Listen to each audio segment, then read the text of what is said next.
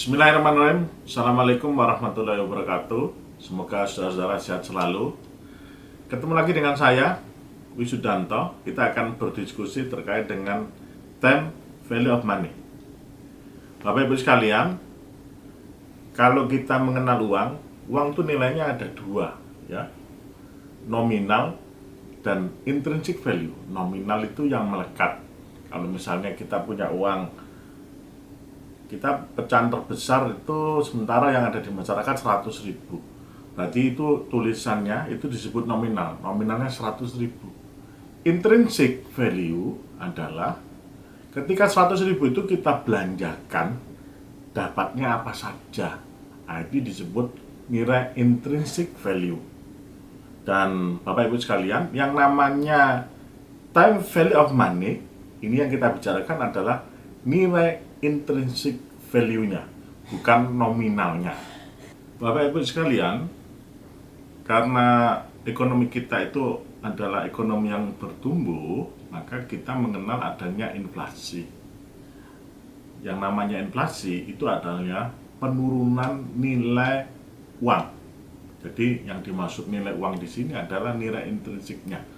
Misalnya, kalau tadi kita bicara tentang 100.000, berarti 100.000 itu bisa misalnya untuk beli beras, katakanlah 10 kilo. Setelah beberapa tahun ke depan, maka karena kita itu ada inflasi, maka katakanlah 2 tahun yang akan datang, maka nilai kemampuan beli uang tersebut mengalami menurun. 100.000 tidak lagi mendapatkan beras sebanyak 10 kilo. Itu disebut nilai intrinsik. Oleh karena sistem ekonomi kita mengenal adanya inflasi yang cukup tinggi, sekitar 6%, itu termasuk juga pertumbuhan, maka ada konsep yang namanya time value of money. Berapa sih nilai uang itu harus berkembang atau minimal beradaptasi dengan risiko inflasi sehingga purchasing power atau daya belinya tidak mengalami penurunan. Dalam mengenal konsep time value of money, kita terbagi menjadi 3 hal: future value, present value, dan konsep anuitas. Sedangkan required of return adalah return yang disyaratkan supaya nilai intrinsik uang itu tidak turun atau tergerus oleh inflasi. Bapak Ibu sekalian, saudara-saudara sekalian yang saya hormati, konsep time value of money ini implikasinya kemana-mana, ya, di dalam semua aspek kehidupan kita, karena yang namanya inflasi itu tidak bisa diperkecualikan, ya, terhadap barang-barang tertentu, kecuali ada perkecualian, ya, untuk barang subsidi, ya.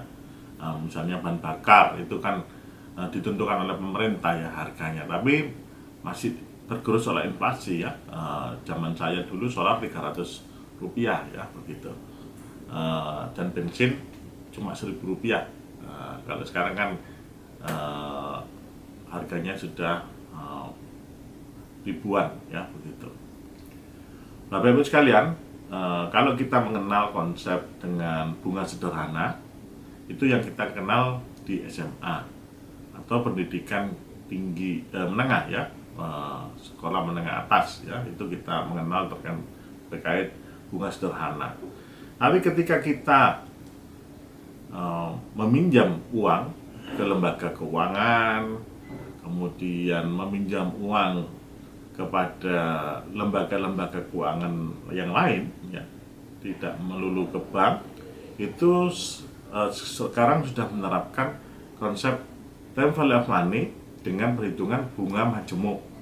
Jadi Bapak Ibu juga harus paham terkait apa itu bunga majemuk dan bedanya dengan perhitungan bunga sederhana. Di dalam konsep time value of money tadi, sekali lagi, bahwa yang kita bicarakan adalah nilai intrinsiknya, ya, berarti.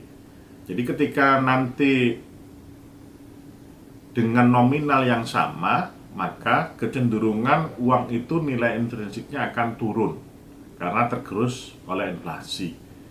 supaya nilai intrinsiknya itu tidak turun, maka yang perlu digeser adalah nominalnya. Jadi nominalnya harus mengikuti nilai intrinsiknya sehingga nominalnya jadi ditambah besarnya, sehingga inflasi itu diikuti oleh jumlah nominal yang berubah. Bapak Ibu sekalian, ini yang dikenal dengan konsep future value. Kalau misalnya kita punya kebutuhan terkait beli rumah, beli kendaraan, kebutuhan ya, maka yang kita sesuaikan adalah nilai nominal uang tersebut. Berapa sih nilai uang itu ketika nanti 2 atau 3 tahun lagi kita harus punya target membeli rumah.